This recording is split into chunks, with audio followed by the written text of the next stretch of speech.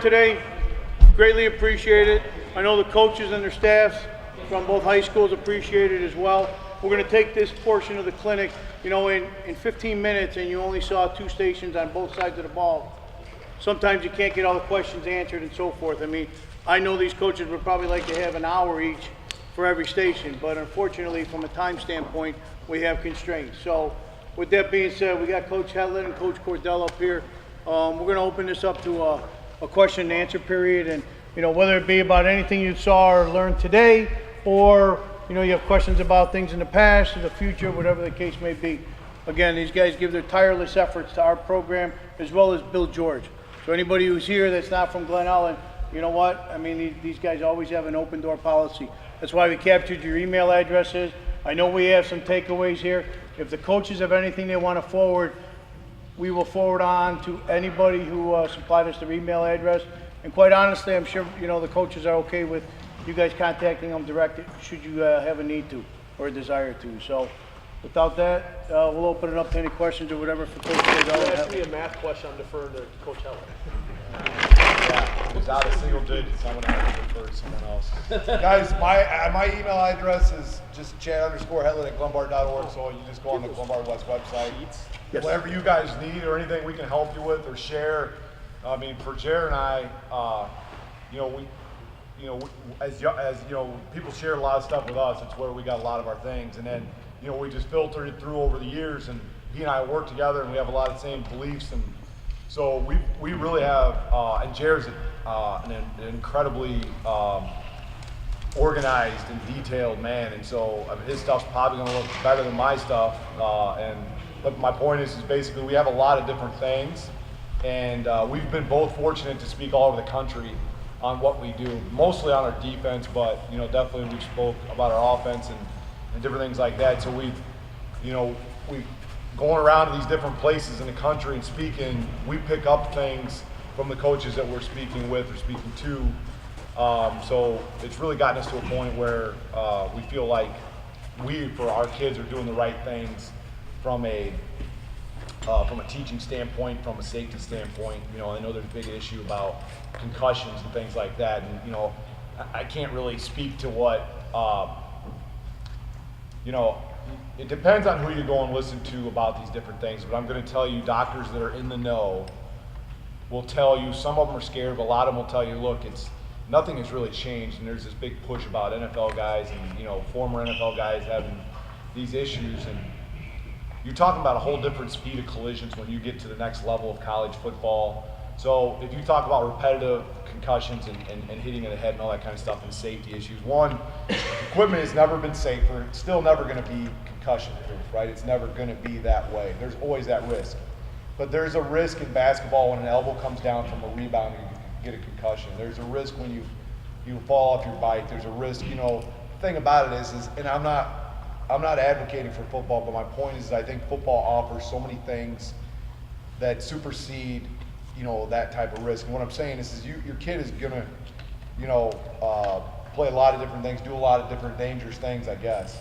But I think the game of football, for all that have learned something from it, there's nothing like it. You can't really replicate the things that you learn teamwork-wise, because you can't be successful without those types of things. And the camaraderie, the fraternity, the brotherhood, of the things that you have to go through, even back in the day when we were playing and coaches thought it was a good idea to run you long distances and not give you water, right? That made you tougher, and it didn't. It just either killed you or, or it made you dehydrated. It didn't make you a tougher football player. But, we've figured it out by now, like, hey, kids should have water. You need to limit how much contact you're having, and we really don't need to run, 10 miles with our kids. So, like I said, safety is an important deal for us, and the concussion deal, it's hard for me to speak, I guess, publicly on it, but I've been asked, when the Tribune did an article, they asked me about what my thoughts, and here's the deal. I think that we as coaches have a responsibility to make sure we teach proper tackling technique, that kids are heads up, that we're not striking with the helmet, that we're striking with our chest and our hands and things like that. But here's the deal. There's going to be helmet contact.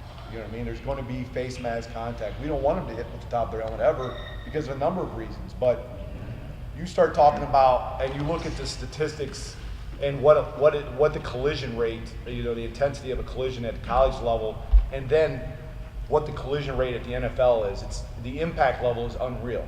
I mean, they're talking about driving in a car, running into a wall at like 20 miles an hour, and then 25, then 30 miles. You know what I mean? That's mind blowing. There's nothing that's going to protect you from that. High school, you're dialed down a whole nother level, and youth football is even more. Is there a risk? Absolutely, there's a risk. Do people get their bell rung and concussions? Has that kind of been a gray area now? Maybe it is. And we have trainers that worry about that, and doctors and different things like that. But I think you have to be aware of it now. And I kind of liken it to, like when I grew up, we didn't have helmets when we rode bikes, right? We didn't. I mean, it's just what you did. But they didn't exist. And I'm like, and you can say the comments what you want to say about it.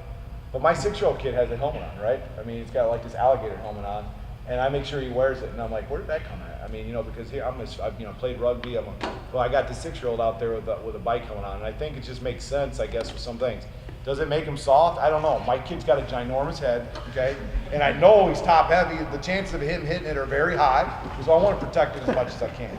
So, I mean, I guess things have changed. My vision on things have changed, but, the knock of football and people like, I don't want to run the risk.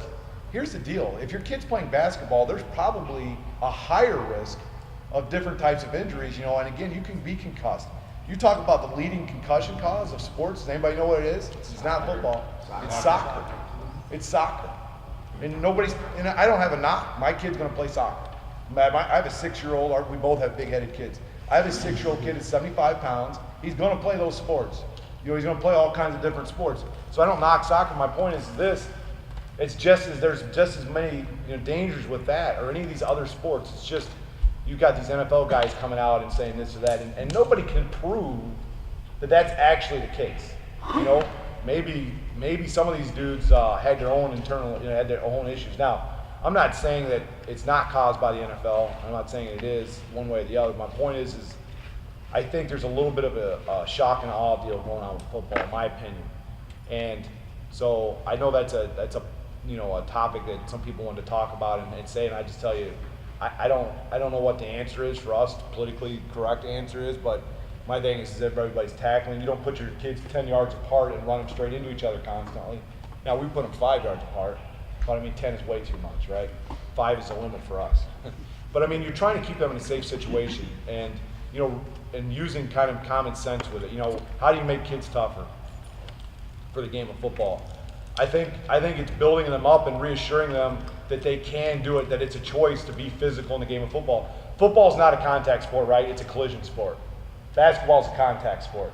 Football is a collision sport. There's going to be collisions. That's the idea of the game. And the team that is more violent with those collisions is generally going to win. And I don't know that that's politically correct, but that's the true statement. It really is, right? So we have success because we believe in being physical on both sides of the ball, and we feel like there's always going to be teams that are more talented than we are, but if we can outwin those physical battles and then that's half the battle, and that's just a mentality. And I got to tell you, I get a lot of kids most of our kids are from Golden Eagles. And it's amazing the fundamentals that they have, the love for football that they have, and their intensity level. I've said it before in the newspaper how important it is. I'm not a BSer. I don't really care in what people generally think of me, you know what I mean? Because I'm going to do what's right for my kids. But you guys do a very important job. Just as if a college coach would say to us as high school coaches, what you guys do and what you create in that kid, it continues. We pick up kids from the Golden Eagles, man. We don't lose games at the freshman level. And part of it's because we have a great freshman staff, but the other part is because a majority of our kids come in ready. And it's a credit to what you guys do and those types of things. So, Jerry, you want to share?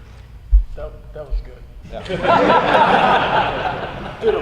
Yeah, I mean, ditto. I mean, I'm not going to rewrite the book. I mean, we come from the same school cloth. I mean, I think that's why you see success at both high schools, not because of us, but just because of kind of what Chad said.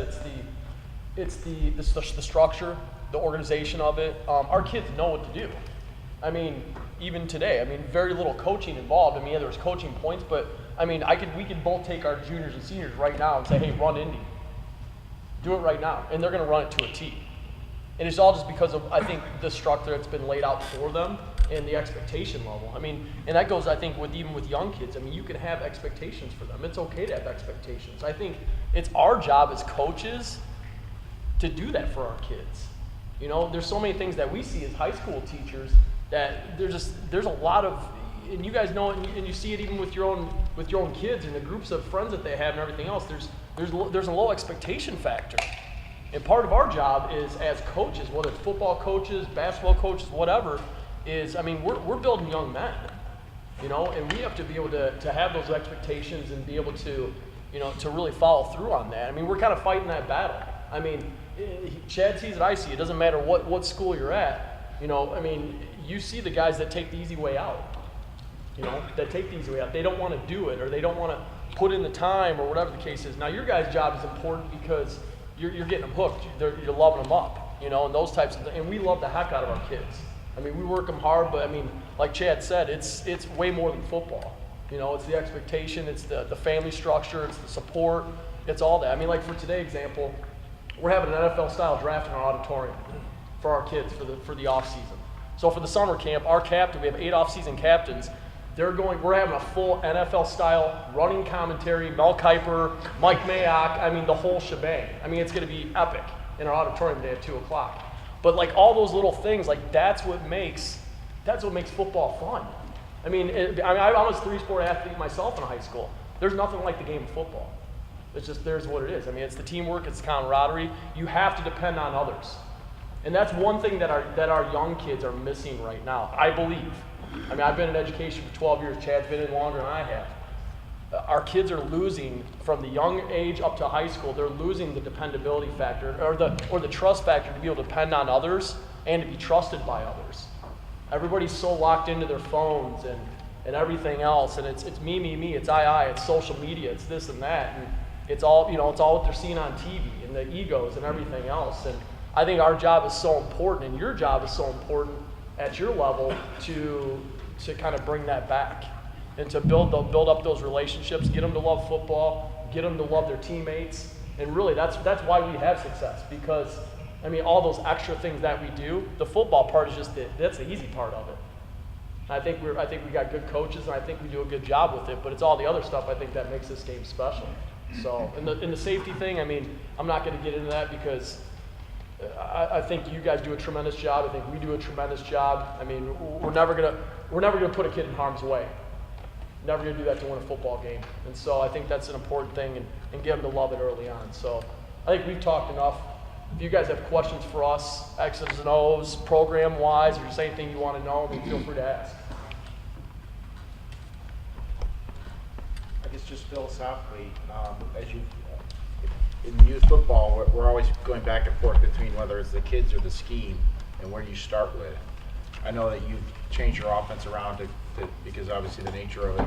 But you know, and you go to West, you have you've built the 3-5, and so you fit the kids to the scheme, and you've done just I guess a little bit of philosophy around how you think about kids and the scheme and which one you put first or how you work that. Well, I'll go first, but I know Chad will probably have a lot of similar answers. I mean, defensively wise, I mean, we're going to put speed on the field. You know, we're going to put tough kids who want to run around and hit people. You know, I mean, go right up our defense, our nuke, our nose, our Mike, and our free safety, what we call different positions, whatever.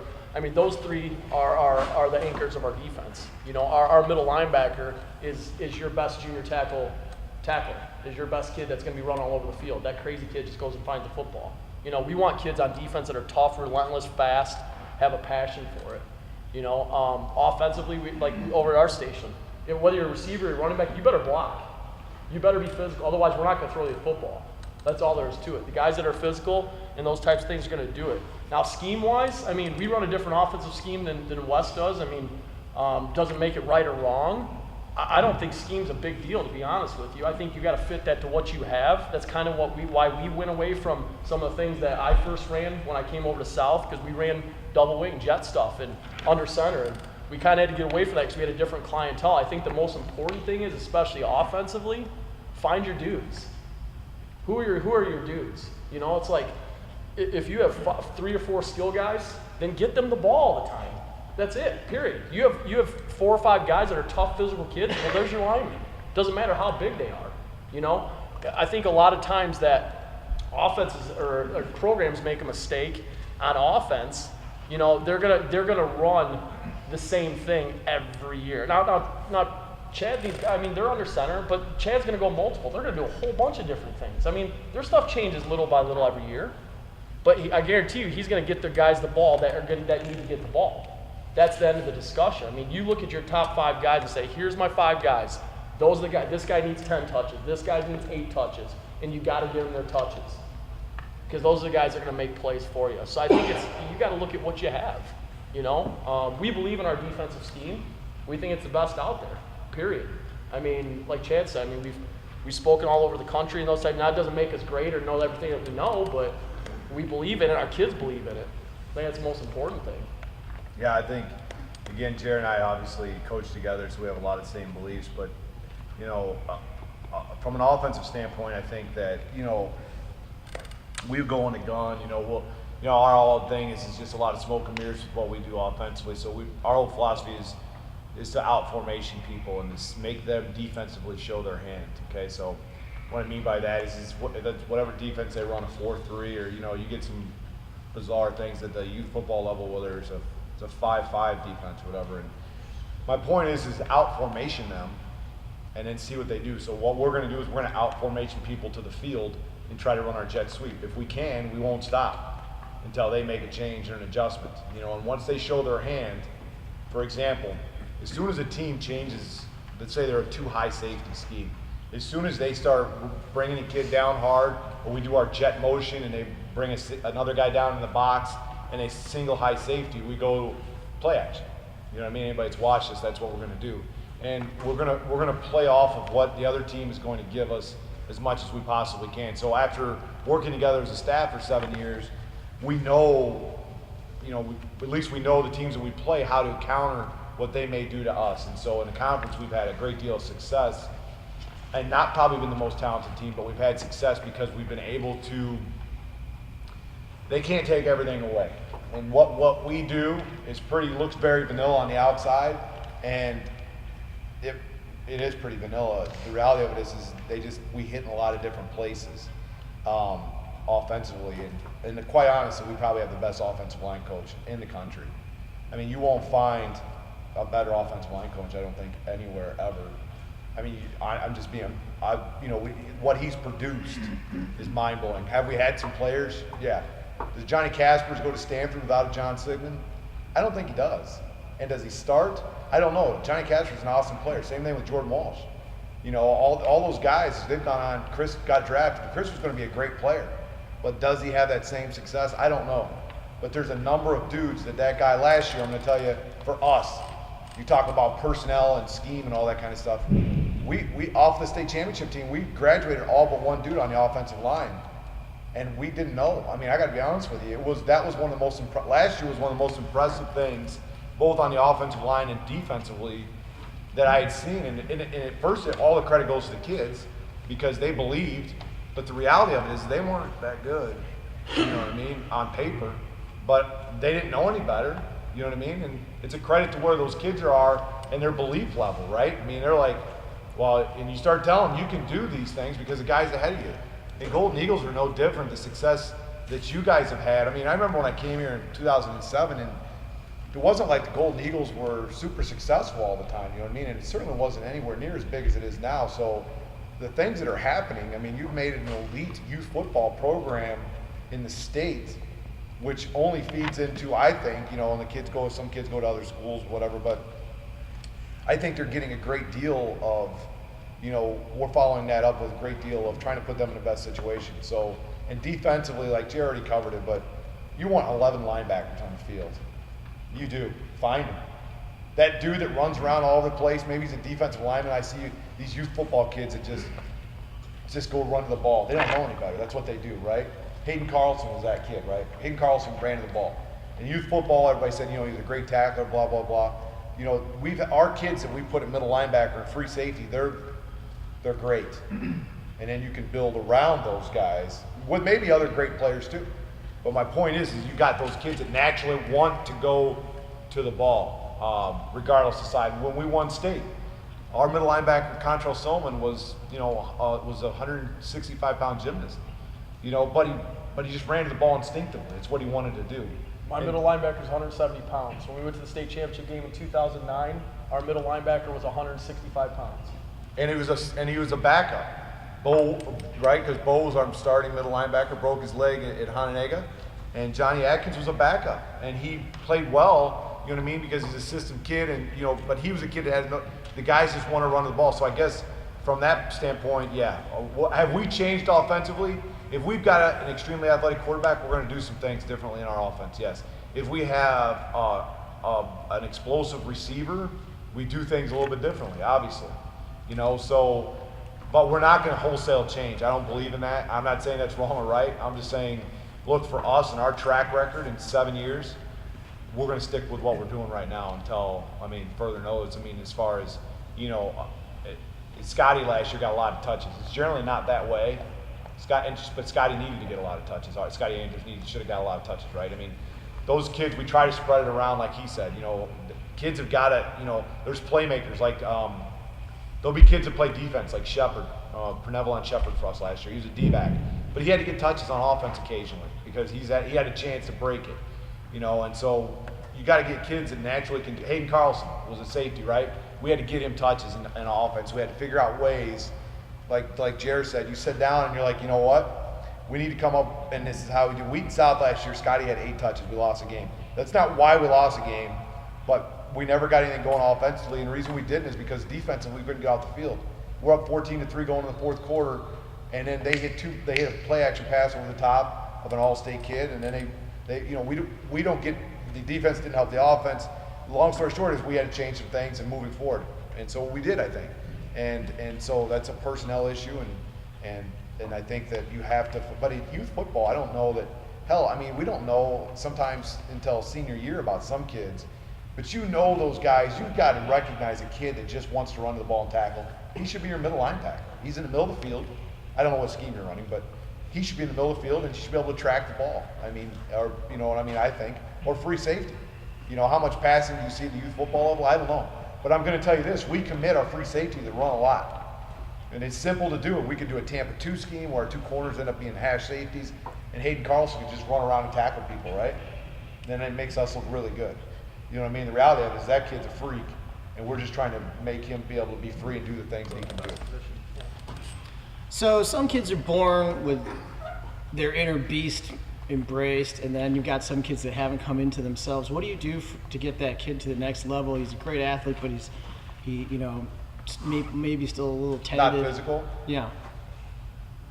Yeah, I think it's expectation. I think it's the program and the expectations that you have. It rubs off. It's either it's fight or flight, and I don't mean that in a in a barbaric way. I just mean that in a realistic way. Our kids that are not physical or that don't conform don't make it. Yeah, and we don't mean here's the deal. Collectively as a group, we will never win a street fight. In 2007, I grew up in Zion. I seen a lot of fights growing up, blah blah blah, and that doesn't compute to being tough on the football field. And I used to say it in 2007 when I came here, I'm like, it's like a street fight, blah blah blah. And then Kyle Nice, who I brought with me, was one of my players. He's one of the coaches at school. He's like, you know what, dude? He's like, I don't think they get that. And I'm like, what do you mean? He's like, I don't think they have ever really been in fights. So the next day, Jared and I the next day, I was like, we started to practice all of them. I'm like, how many guys have been in a real fight? Like you've punched somebody in the face. 3 hands went up. And then I said, and it doesn't count if it's your brother. 3 hands went down. So the whole street fight mentality thing was out the window at that point. And then you're like, all right, so now how do I as a coach, and Jared does an unreal job of it as well. It's loving the kids up, but the reality of it is this, it's a decision. So we're sitting in our room watching film every day. That's what we're going to do for the first 15, 20 minutes. And anybody that was in my sessions over there, I joke those guys, I bust their chops, man. I do love them.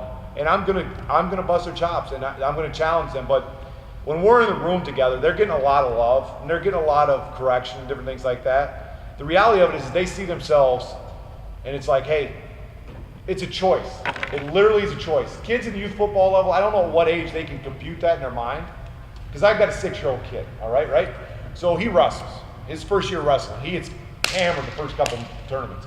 He don't know what he's doing. But, fight. At least don't give in, right? So now you're starting to learn some technique. Now for me, I leveraged a few things. Okay, well, you don't get your iPad. Okay, you don't get the iPad, right? I'm trying to leverage it. I said, if you don't practice hard, you don't get your iPad. If you're not, taking that kid down or trying to take him down, it wasn't winning. And I know you guys are like, I'm just telling you, there's a leverage point. So now for our kids, generally most of our kids are sharp. And you ask a kid, and you're like, hey, and it's easier for us, so I don't know how much can be done at your level, but the reality to answer the question is that, do you want to be successful? Yes, I do. It's going to take you running 100 miles an hour into a person and realizing you can do it. And then once they do it at practice, 100 miles, just do it right now, eyes wide open, just do it. See what happens. And they break on things, jumping off that high dive as a kid, right? Once you do it, you'll always do it. And then for us to be successful from a defensive standpoint, it's a choice that you're making whether or not you want to be physical. Now, you have to explain what physical means. You can't just, I need you to run full speed. When you see that guy, pretend like there's 3 guys behind him and you want to tackle that last guy and drive all the way through that guy, keep running through until you tackle all those guys up. And when you can get those kids, and our kids are similar to his kids, they buy in, they're like, you know what, you're right. And it's not like, well, if you're not physical, you're not going to play. But the reality of it is that's the truth, because that's what we need for you to be successful. So I think getting kids that, hey, listen, Nathan Marcus is probably going to have a good shot at being in the NFL someday. I think he does. All right. Nathan Marcus was an all-state receiver for us. He's going to play at Vanderbilt as a redshirt freshman this year. But Nathan Marcus, up until his senior year, didn't buy into the whole being physical thing. That was just his thing. It took him a while to figure it out. When he did, he was unreal. He was dominant, and he felt it. It's like anybody that starts working out and they see changes in their body, their confidence level skyrockets. And that kid, it's like any of our kids, they start to feel it. But I don't think it's calling kids names, calling kids soft. Now, I call kids soft, but it's a joke. Like, I call Jordan Hassan whatever I want. He's my boy. I respect him. I love him to death. He's gone. But, I'm not going to call those kids names like, in a manner where it would be hurtful. But I will tell them this is what you need to do, and it's positive energy, and I want to give everything that they're giving. So if I'm in a drill, I'm giving 100%. You know what I mean? And I'm watching them. I'm making sure that the 7th string guy is getting coached up as much as the 1st string guy, and that will never change. And so I think when kids see that, and the starters see that you care that much about those guys, it's a total buy, and everybody wants to be involved. And I think that's where Chad hits on the head is, hey, it falls back on you guys. I'm going to put the onus on you and us. You saw how fast we were going at our drills. Sometimes I feel like almost we're talking too fast. But it's the energy that you put into it and that you bring to it, because your kids are going to buy into it. They're going to. They're going to be like, holy crap, that guy's working his butt off. I need to do the same thing. It's all cyclical. So, if you come to practice, you've had a bad day at work, and you're giving a half effort, then you're going to get a half effort out of the kids. That's just the reality of it. It's building those relationships. Take Chris. You mentioned Marcus. Take Chris Watt. Chris Watt was always a big kid, always this and that, always decent. Chris even himself didn't become a physical player until his junior, senior year, really. And that was a constant process. That was an effort of a John Sigmund, of a Chad Hellett, of a Coach Cordell, of other guys on the staff, of all pushing that together collectively. And he was 3rd round draft choice in the NFL. Could start this year. But he didn't start out that way. But he was always a meathead, I think. He was always a meathead. He was probably but, born a meathead, but it is about the process, though. It definitely is about the process. One of the issues we have is trying to find guys who want to play and get excited about playing offensive line. Do you guys have any motivational ideas to get kids excited about O-line? Because it could be one of the most important positions on the field, really. Both sides, defense and offense. We got a lot of kids who like to play defensive line, and naturally a lot of those kids could be offensive line. And when you say get in there, they look at you and they pause like, really? I'll give you a couple quick youth ideas, and then Chad chime in wherever he wants to. I tell you too, it's the relationships again. Like John does a great job. It's all it's whatever with the kids, the incentives, all those types of things. Like I can tell you, our line coach just took all of his kids out to breakfast. Right now, after this. It's all those little things too. It's like making it fun for them. Like, hey man, John calls his guys the wolf pack. And it's that buy-in, and there's all these little things they got, and our line has the same thing, those types of things. It's making it fun for them. Back when I played youth football, I wasn't a lineman, I was a skill guy, but it was the coolest thing. We do it to our kids in the summer. Our youth football coach, he would take our linemen and he'd call it Red War, the Red Stripers. He'd call it Red War. He'd line out like a 40-yard field, whatever, and every Tuesday night for 20 minutes, he'd let those guys play football against each other. So now the linemen are the quarterback. Now the linemen are the running backs. Like little things like that. Or it might be 20 minutes, but it was a little chunk of practice where he let them have a little taste of it and play against each other. Just to have some fun and break them out of their shell a little bit. And, they were still working together. They were still a unit. They were still offensive line, defensive line, whatever. But it was making it fun for them because, yeah, you're right. I mean, everybody wants to be the running back. Everybody wants to be the receiver. But I think the more fun you make it and the more you embrace it that, hey, your job's important, I think you'll get buy-in. Yeah, I think, again, some things we do, our kids are a little bit more mature, some of them, than some of the kids that you're working with. But I think you find ways of celebrating those guys as a team as much as you can and trying to reinforce that with the other guys on the team that are an offensive lineman, particularly your superstars. Because that's something that's like, I don't think you'll ever hear an article out of Glenbard West ever printed where a running back didn't mention the offensive line. It'll never happen. That kid won't ever touch the ball again, ever. Those offensive linemen are going to be treated special. They're going to get first pick when we go on bus trips. They're going to get food first in the line. Those guys are going to be treated special because, look, here's the deal. We don't win without those guys. You just don't, and they're never going to get that credit. And it's building that brotherhood, and it's tough for them to understand, look, I'm pretty sure my kid's going to be that guy. You know what I mean? So I'm holding out as much as I can, but he's 75 pounds at 6 years old. He's really a big cat. And agility-wise, I don't see him carrying the ball a whole lot. Now, if I'm his coach, maybe he's quarterback, I've got a great relationship with his mom. But the reality of it is I think that's an unreal question. It's perfect. What's the answer? The answer is those guys have to feel loved. And here's the other thing. The other thing is that it's got to be put on a pedestal somehow, some way by each group. Because you'll lose kids and they'll be like, this game sucks because I'm playing offensive line. And when the reality of it is if they get to our level, they're going to be celebrated.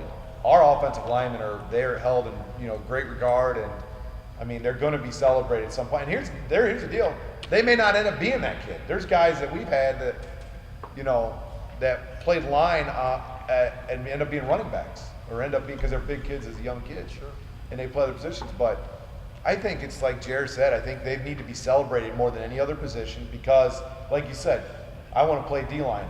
We get the same thing. Yeah, not Connor, but the Loftus kid. He wants to play linebacker this year. He's also a really good guard, but he wants to play linebacker this year. That's his choice. Senior's going to make that decision. So every time he makes a mistake, I'm using bad. You hear me over there. I'm like, hey, you can be guard. You know what I mean? Because he's motivated. Now that's bad. Don't do that. That's a bad thing to do. But I'm motivating that kid because he doesn't want to be guard. But what I'm saying is you have to celebrate those things. And I think that taking them to dinner, any kind of privilege you guys can get them as youth football coaches. Like, I don't know, they get first pick at whatever. However you can make them special, then other kids are going to be like, oh man, I like that T-shirt. I want one of those. Or, you know what I'm saying? And you want to give them something that they're not going to necessarily get because they don't understand how important what their job is, and they can't fathom that right now. You know what I mean? And I think the best thing is to try to celebrate them as much as you can and get them, get them going because I don't know that I have a good answer other than that. I noticed that you have a very good balance between breaking kids down and then building them back up, celebrating and challenging them. Sometimes in our early elementary years and in youth athletic culture in particular, there's hyper praise. There's a reluctance to try to challenge kids.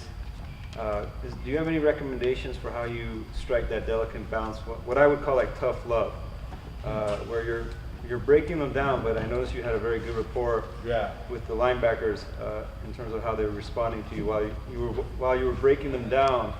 You were also building them up. So can you talk a little bit about that? I mean, I think it's, we all know, I remember in education there, like, it's 3 positives to 1 negative and the things that you want to do, but I think it's, people are afraid of tough love. My wife, okay, right? So my son yesterday, he hits 3 bombs in baseball, right? It's coach pitch, big deal. But he hit 3 legit, I mean, they were bombs. I mean, that means that was out in the outfield over everybody's head, right? Now, in real life, he's going to have to hit it that far to get a single, or maybe a double. But my point about it was there's things that he needed to be corrected on, okay? And so for me, with a 6-year-old, I'm trying not to be that coach dad, right? So I'm telling my wife, this is what you need to say sometimes to him, I'm trying to get him to do it. Because he needs to understand, everybody's like, there's parents from the other team were clapping for him, right? And my kid's pretty, he don't even realize that they're clapping for him. He wants, he has no idea about that kind of stuff. But he needs to be corrected on that. And just like, I relate that to my kid because he's 6, youth and whatever. But you're right, there's a reluctance to, but because I think the other thing is I think I also see a lot of negativity at the youth level. And I don't mean Golden Eagles, but I'm saying when I came up, different things like that, the worst thing that can happen is that a kid stops playing because it's because at the end of the day, we get on kids, but at the end of the day, I got to find that kid. And I get on kids a lot worse than that, right? Probably. And I got to find that kid. I got to track him down and make sure he understands, look, man, I was tough on you, but you need to understand I'm doing it to make you a better person. And, I mean, Jared, what do you think? Yeah, I mean, Cookie, Sean Cook over here, he's a prime example, okay? Probably doesn't say 5 words, all right? But here's the deal. One of the hardest working kids we have, he's going to play varsity football this year. Not all because he's all this skill and stuff, but because he's such a hard worker. He's a great kid, all type of stuff. But I guarantee you, if I ask Sean right now, what do you love about the coaches, or what do you love about what we do?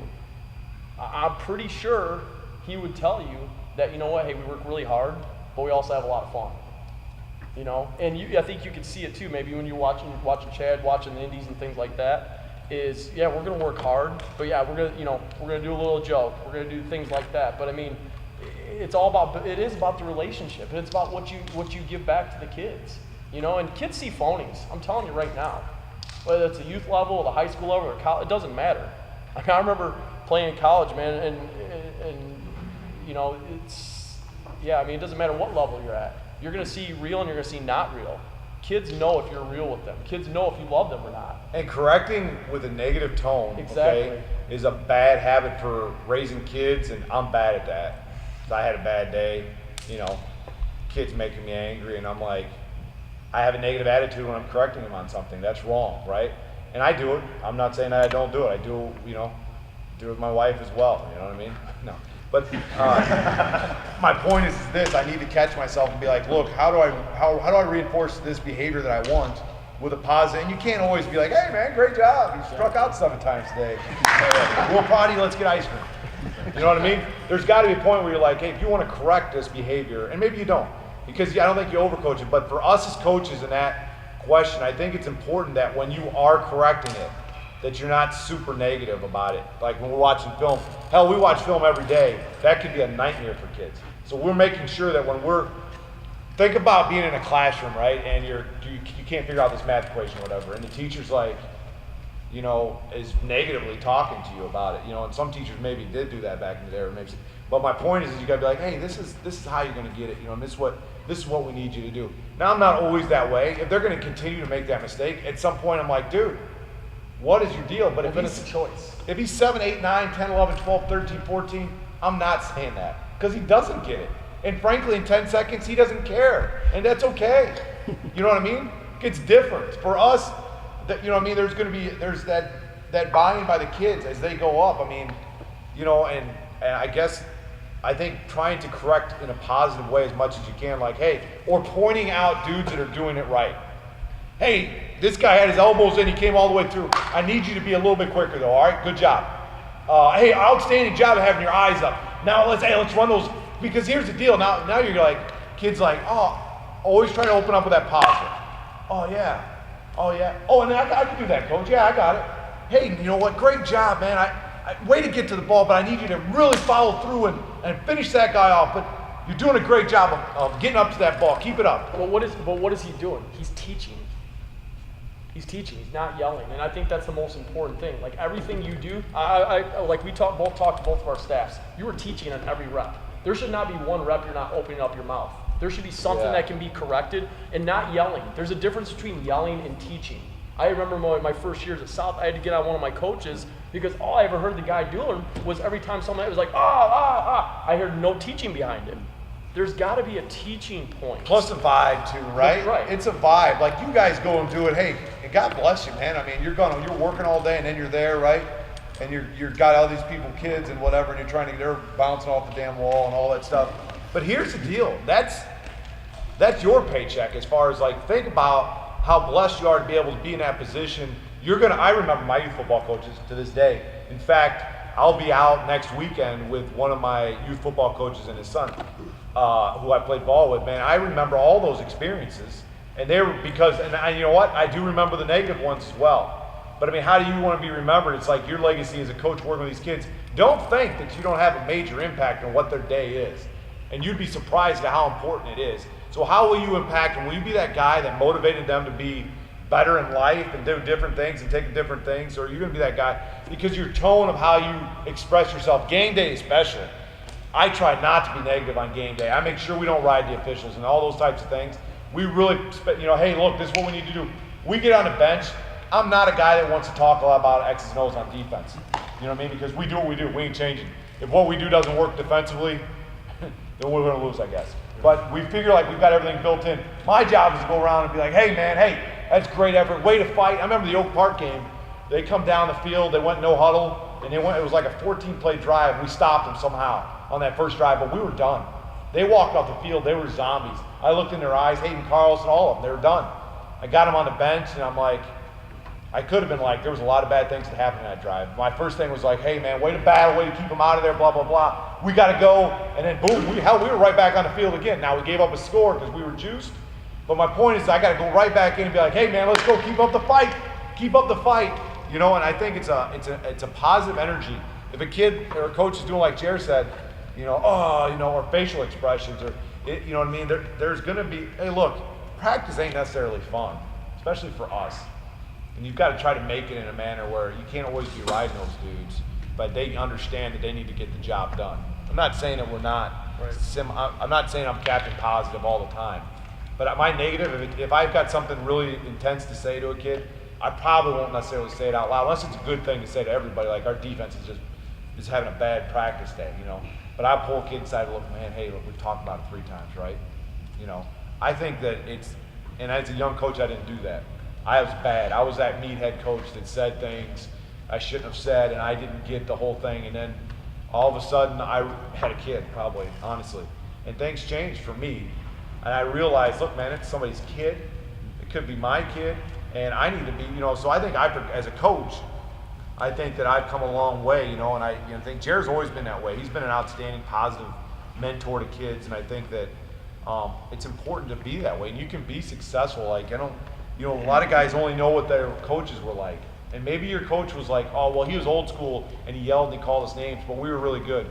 Well, maybe you were really good because you were really good and you overcome that coach. Because that's probably not the way to go about doing things. And I know that there's college coaches that are brutal. I mean, what they say in our office about different, and it's like, how can you talk about kids that are giving everything they can for you like the way that they do? And there's college coaches that are just, you know what I mean? Because they don't care about the kid at the end of the day, but you guys do. You're donating your time. You love the game of football. You want to pass it on to the next generation just like we do. It's no different. And just to quick on that, so you guys understand, what you have to understand is that when they come to us, they still talk about you.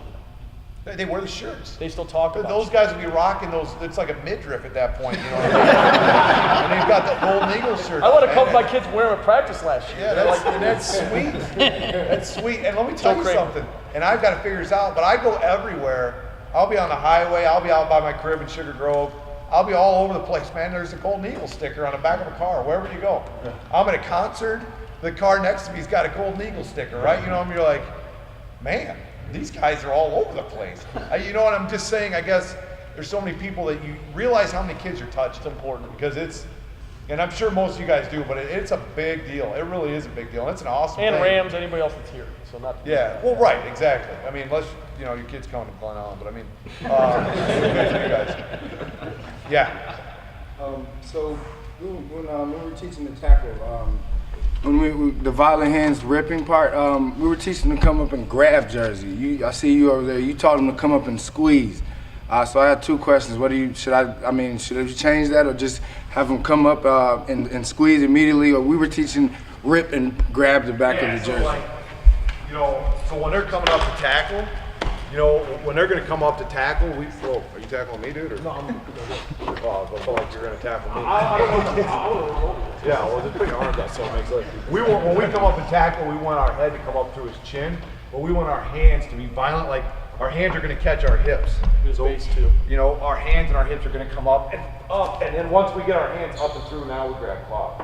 And then we're going to drive our hips as we go through. Why you have no hip separation either? I always call it grandma booty. You see at the youth level, you got the grandma booty, you got this. Yeah. You're getting out of grips there. There's no wiggle room here. Right. There's no air. Chest to chest. Right. You grab your chest. So we don't want to grab until we've made our hands come up and we through. make contact. Then once we do, we squeeze the life out of them. And then we have kids after. When they're here, but once the ball is snapped, they're here. And Yeah. I saw your muscle memory thing. Do you have any suggestions? I mean, we as a linebacker, we always want to be in this position. We want to pop our feet, and everything we do after drills, we reset our hips back down to here. So like, if we take on a block, we're here. We want to reset our hips so we get back down. That's why we really, and we don't. And the kids are like, when they're doing drills, explain, hey, look, we're gonna take on a block. We're gonna take on a block, but after we do, we're gonna have to get back down to here. So there's another drill I didn't show. We have video stuff.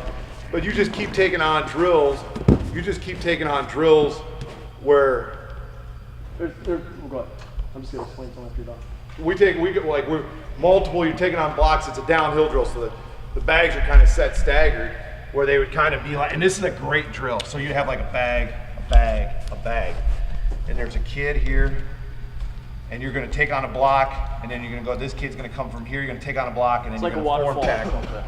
And so every time, boom, they take it on, they reset their hips down, then they take on that block, dip and rip, whatever, and then they tackle it. We're talking about stand because freshman level, we'll have the same problem. We'll have the same problem all the way up. We just remind them. I'll put an agile bag in back of them, like my linebackers. They start ball stepping or going backwards first with that first step. right. We're standing up. I'll put an agile bag back. So what's going to happen?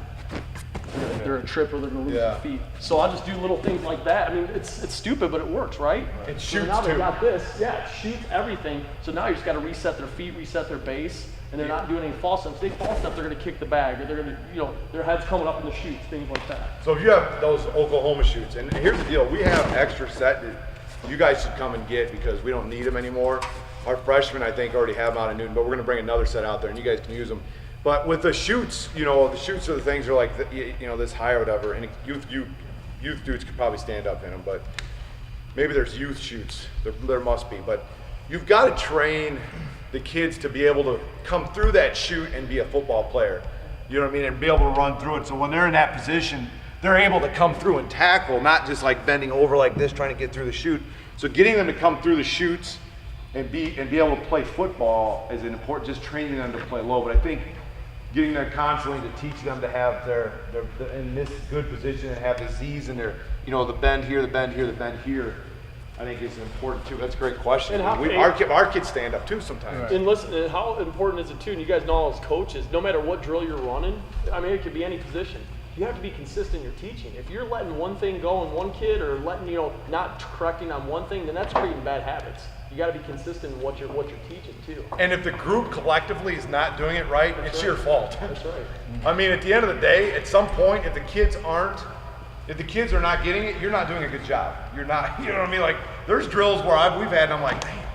And then you're like, you just change it, and you figure out, what can I do better as a coach to get them to understand what I'm trying to, like rolling the hips. I used to say it all the time, guys, you gotta roll your hips, you gotta roll your hips. About 10 years ago, I got this drill tackling on our knees, and I hated doing stuff on our knees.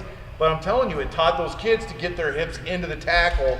And now I'm like, hey, this is what we're doing. We want to get those hips into the tackle. And as much as you can put their bodies in positions where you want them to be, and then, when you point out the good things to the kids, like, hey, look at so and so, look at so and so, and getting video for you guys is almost an impossibility because you see them at practice. You don't get to have them together at film, but I would think as you guys progress, that you would try, at least the older levels would try, not game film, but practice film. To me, practice film is a lot more important than game film. And the reason I say that is because all week we were practicing against that team. So we're playing a game every week. We're watching a video against, offensively, are these plays really hitting pretty well against this, scheme? Is like defensively, are we run fitting where we need to be? But I mean, there's this thing called huddle. Youth football can do it. Yeah, Collectively, you guys have that? Yeah. So if there was a way for you guys to be able to watch film with your kids, and I don't know how you guys can do it. Now at this day and age, those kids can watch practice at home. And the younger kids ain't going to do it. There's not a chance that those younger kids are going to do it. But those 7th and 8th graders, I bet you would. They can do it. If there was a way for you to be able to film practice, and maybe it's not every day, but I'm telling you, for us, it's a difference maker as far as 12 dudes just check their phones, and I bet you your ringer's not even like that, dude. I do that all the time. You're like, oh, I don't even have a ringer. Oh, no, that's not me? All right. Hey, the film thing. Sorry, first. The only thing I'd add is with huddle, we also found it was a very good way to get the parents involved with the kids in practice. As a coach, if you send them, this is what you want to look for, with like a teaching list. And so a dad can sit with his son, or mom can sit with his son and say, this is what, and involve them and get them to buy in. Yeah. That's what we found with huddle works really well. Because that's what we're trying to do, is get everybody to buy in. Yeah. And you can watch on your phone, you can watch on your iPad. Last one. Okay, I heard you say once they make the tackle, once they pick them up, that's initially for other kids to do other things. You said once he Yeah, so lifts the them second up, man you in, had a kid do this and that. Yeah. I So just want to steal that. So from Jer you. forms me up. Once he forms me up, okay, that we want the second guy to come in and pin. Like, so if Jer's got the ball, we want the second guy to come in and we want him to pin and rip and spin out. Or we want the guy to put his face mask in an available spot. Boom, punch the ball out. But the best thing is when you're coming in, physical. Usually, so when we're watching video at practice, we'll do a double whistle. So the double whistle means the first whistle, offense stops. The defense doesn't. The second whistle, the defense will stop. And it'll only be like 1 or 2 seconds. It'll be like whistle, then whistle. But what we want is everybody, it's a choice whether or not you're running the ball. I'm telling you that right now. We are great defensively because the kids understand, look, it's a choice I make. The last guy to the ball doesn't care. You don't care. Hayden Carlson, okay? He was never the last guy to the ball, but he could have been. So you want to pin the ball, or the other thing too is just hit the heck out of this kid. We want to stand him up and punish him. And I know it sounds violent, but again, it's a collision sport. Not anything dirty, but the more you can zap those dudes, the better off you're going to be. But I think for youth, it's important to come in and teach them to really get the ball. So Find the ball. Get the ball, rip it out. The ball is ours. We got to get the ball. There's one day a week we'll do a get the ball day. So that whole focus, heck, the D-line coach here, all day long, he'll be like, get the ball, get the ball, get the ball. Maybe we got a goal. We've got to get the ball 4 times out in team time or whatever. And so you start to, you want to tally your turnovers at practice. And you reinforce it with whatever, hey, we get 4 of them, everybody's getting muscle milk or Gatorade or ice cream bars, something. Have something positive if they got 4 on that day that you're going to focus on getting the ball out. If you don't make it an important thing, it's not going to happen. And people are like, oh yeah, we want to get turnovers. The reality of this is you got to practice it. Not only practice, but say, hey, look, this is a priority. So when our defensive players are on the field, they're going to run to the ball, they're going to tackle. They're going to run to the ball, they're going to defeat a block, they're going to tackle, they're going to try to get the ball out in some way. And Chad talks about doing a get the ball day. The reality is we do get the ball every single rep that we do on the defense. Everything we do. We're talking about getting the ball back. We're punching. We're watching film. There's consequences for our kids. I don't mean that in a negative way, but there's consequences where we don't see them in there with that lawnmower or trying to punch the ball out and those types of things. I tell my kids, listen, you can get a 15-yard penalty for being over-aggressive or punching the football. I don't care.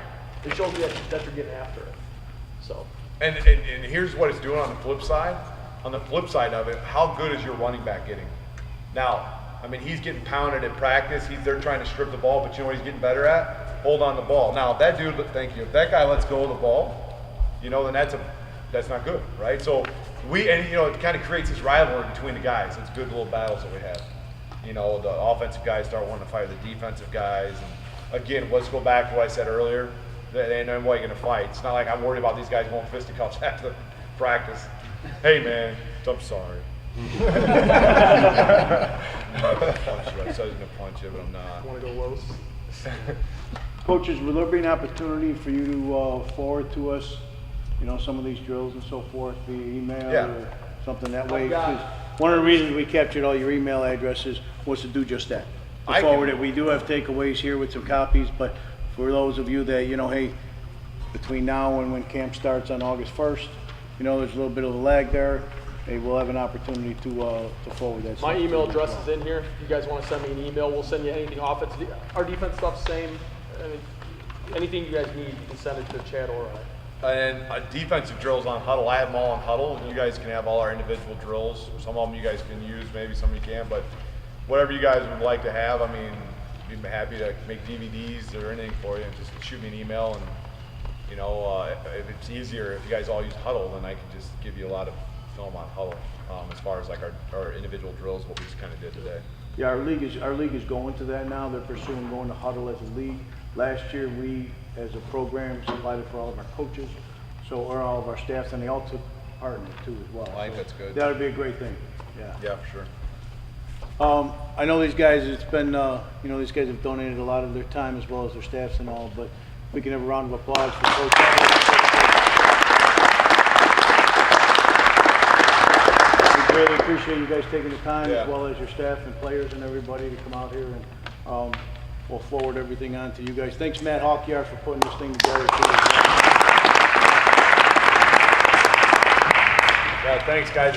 Appreciate your time and anything we can share with you. Be more than Thank happy you to. guys. Really appreciate it.